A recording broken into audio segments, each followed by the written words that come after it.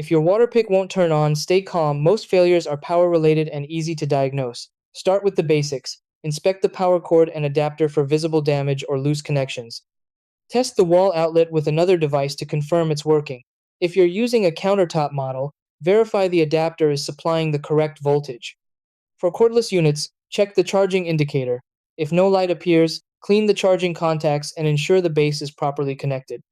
Battery degradation after a few years can also cause startup failure, especially if runtime has been getting shorter. Another overlooked cause is mineral buildup. Hard water deposits around the reservoir connection or internal sensors can prevent the unit from activating. A thorough descaling often restores function. Make sure the reservoir is fully seated and that no safety lock or overheating protection has been triggered. If the device still won't respond, internal components like the motor or control board may require professional service. Regular monthly descaling and storing the unit empty greatly reduce future failures.